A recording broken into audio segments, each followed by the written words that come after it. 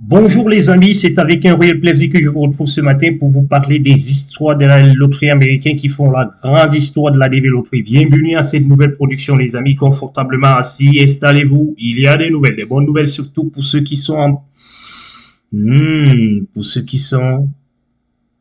qualifiés par l'expérience professionnelle. Voilà, j'ai eu un petit trou de mémoire, je suis là avec vous et je vais vous donner quelques secrets qui font l'impression et qui vont normalement toucher la sensibilité de certaines personnes. Je vous dis déjà, si vous n'êtes pas capable d'élever un petit peu votre niveau, il vaut mieux ne pas suivre cette vidéo parce que cette vidéo, elle va contrarier beaucoup de personnes avec la masse d'expérience professionnelle que nous avons. Et quand nous parlons de l'expérience professionnelle, nous avons affaire aux adultes. Écoutez très bien. Allons-y. Allons-y très rapidement pour que vous voyez déjà de quoi il s'agit, de quoi il est question. Sachez-le les amis, l'expérience professionnelle, je vais déjà vous montrer ce qui est dit dans le site officiel pour que nous nous comprenions très bien, ok? Sachez donc qu'il faut être professionnel. Comme j'ai l'habitude de le dire, il faut être professionnel. Il faut avoir la capacité de pouvoir montrer le professionnalisme. Vous savez ce qu'on appelle, c'est qu'il y a la différence entre un amateur et un professionnel, je l'espère. Beaucoup d'entre vous certainement regardent le sport. Regardez un peu dans le sport quand on parle d'un amateur en boxe, un amateur en football, un amateur en tennis-ball, un amateur. Ce sont des gens qui jouent du blabla dans les environs, qui n'ont pas de stade, qui n'ont pas de lieu de résidence, qui n'ont pas d'appareil qui vous permettent de vous mettre en condition normale. Il est question de ça. Et quand vous êtes un professionnel, donc, les conditions changent. Les conditions dans lesquelles vous travaillez, ça change. Les entreprises avec lesquelles vous travaillez doivent être des entreprises de première classe. Donc, je l'ai toujours dit, avoir son visa par expérience professionnelle est la chose la plus simple possible. Regardez très bien ce qui va s'en suivre là pour que vous compreniez exactement ce qu'il y a lieu. Mais ce que vous pensez, c'est que beaucoup pensent, c'est que quand on n'a pas le baccalauréat et qu'on a un petit boulot, cela est suffisant pour nous pour pouvoir avoir le visa. Non, cela n'est pas suffisant pour pouvoir avoir le visa parce que le consul est dans un environnement autre qui est différent de votre environnement. Ça, c'est la première chose, c'est ce qu'on appelle la distance. La distance entre les connaissances professionnelles ou alors la compréhension du professionnalisme de la personne qui vous donne le visa ou alors des procédures sont écrites est largement différente de là où vous vous trouvez. On parle toujours de USA. You start again. Tu recommences encore. C'est ce que nous qui sommes arrivés aux États-Unis, on a défini USA. Ce n'est pas United States of America, mais c'est plutôt you start again. Pourquoi? Parce que tout ce que tu rapportes comme investigation professionnelle, connaissances académiques et autres, tu es obligé de tout recommencer. C'est comme ça que ça se passe aux États-Unis. Et voilà pourquoi dans la qualification également, il faudra que vous vous déportez vers les États-Unis. Vous vous déportez vers la compréhension et la connaissance du milieu dans lequel les procédures ont été rédigées, du milieu dans lequel les procédures seront exigées et du milieu dans lequel les procédures seront appliquées. Vous devez venir appliquer cela ici et non ce que vous faites ailleurs. Ce que vous faites, c'est que sur place là-bas, vous vous dites, comme je suis mécanicien, je répare les voitures, je vais aller le dire au consul et le consul ne va jamais se déplacer pour venir dans votre lieu de réparation de véhicules pour vérifier si ce que vous dites est vrai. Ça, c'est la première chose. Ou alors pour vérifier si vous êtes dans un environnement insalubre pour pouvoir le faire. Mais c'est dans le cadre de la profession. Vous travaillez dans quelle entreprise? Vous avez quels sont vos rendus? Quels sont les éléments dont vous avez amené? Ce que vous allez dire professionnellement, ce que vous allez apporter, la manière selon laquelle vous allez vous exprimer, la manière selon laquelle vous allez vous comporter, cela va vous donner le visa. C'est ce que nous faisons pour donner le visa, c'est ce que nous avons fait pour donner le visa à Nathalie l'année dernière. Nous essayons toujours de le dire parce que tous les autres expériences professionnelles, ils connaissent. Il ne faut pas leur dire quoi que ce soit, ils connaissent. Nous avons un client qui s'est inscrit en début d'année avec nous. Nous lui avons imposé un certain chemin. Ils ont refusé, ils sont partis, ils passent en décembre.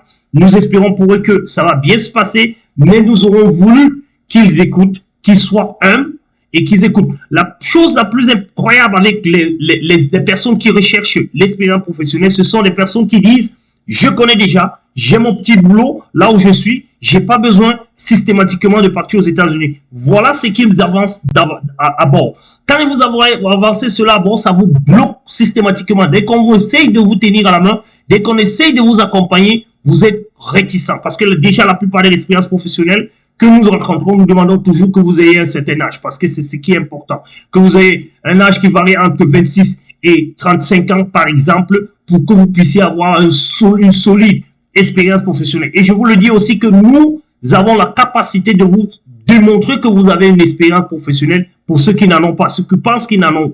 Parce qu'il y a des gens qui refusent, qui sont sélectionnés sans baccalauréat, ils se disent ça ne vaut pas la peine, on refuse toujours. Oui, on refuse parce que les mecs, ils font des trucs avec des tournevis et ils veulent qu'on les amène là où on va jouer, ou alors on va traiter des histoires, les activités avec l'électronique. Vous comprenez très bien qu'il y a une emphase entre ces deux environnements. C'est pour ça que nous vous invitons, les amis, à vous disant, faites très attention. Et le critère qui vous élimine le plus souvent, il est là aussi. Ce critère, il est ici. Voilà, c'est ici, work experience. If you are qualified with work experience, you must have 2 years of experience in the last 5 years in an occupation which by USA Department of Labor definition required as less 2 years of experience of training or experience that is designed as job zone 4 and 5. Ça, c'est très important. Job zone 4 and 5, c'est très important. La première chose que vous faites, vous prenez déjà votre activité, vous venez dans le site officiel que je vais ouvrir ici. Il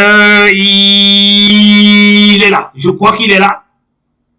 Non, il n'est pas ici. C'est pas ici. Dans le site officiel, non. Il est où? Voilà, il est ici. Excusez-moi, excuse me.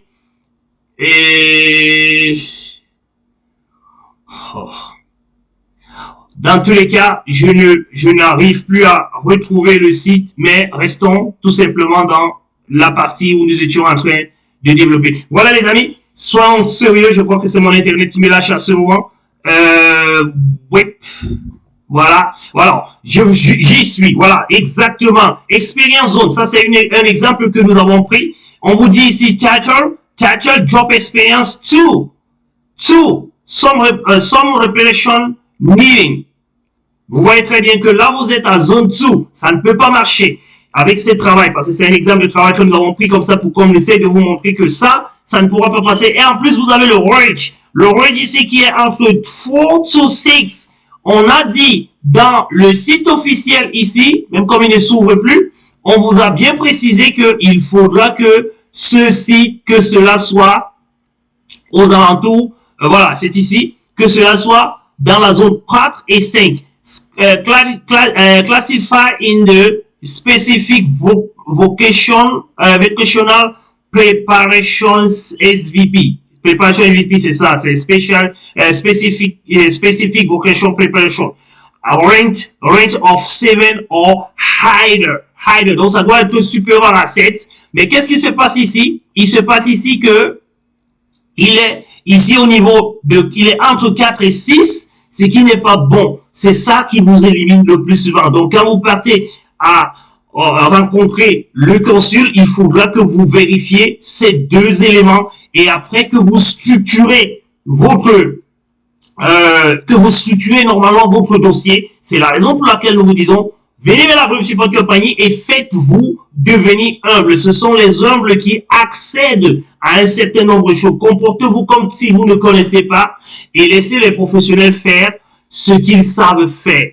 Parce que quand vous arrivez et que vous pouvez, ou alors vous pensez que vous connaissez tout, vous voulez tout, vous auriez tout, ça peut ne pas bien se passer. Notre souhait, c'est que ça passe. Mais si ça ne se passe pas, nous pensions que si vous aviez essayé avec notre système, peut-être que cela aurait pu passer. Voilà donc les amis, les formations dont je tenais à vous dire. Vous êtes très nombreux qui nous contactez à partir de l'expérience professionnelle dans le but de l'expérience professionnelle. Nous avons aussi rencontré un qui vient de Abu Dhabi qui nous écrit exclusivement en anglais et quand on essaie de l'expliquer que à la Green Support Company, on commence par ouvrir un compte, le mec, il s'est barré en se disant que il est en train de se perdre. Et pourtant, il n'était que question de pouvoir comprendre. Nous avons de multiples exemples comme cela en vous disant, les amis, qui aviez été sélectionnés avec l'expérience professionnelle, ça passe. Je vous le dis encore et encore, nous l'avons fait.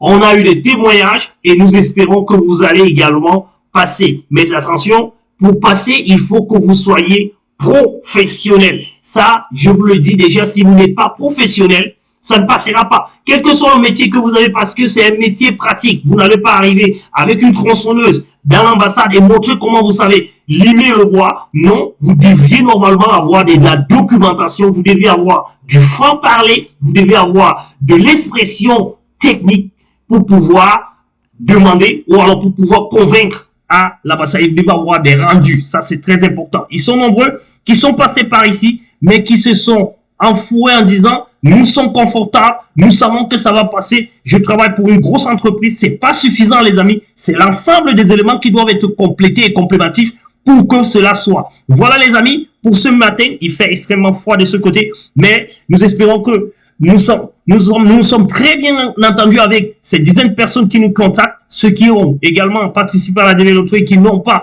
de baccalauréat. Vous allez avoir le visa. Avec la Green Support Company, rien ne reste si vous êtes humble, sage et intelligent. Bye bye.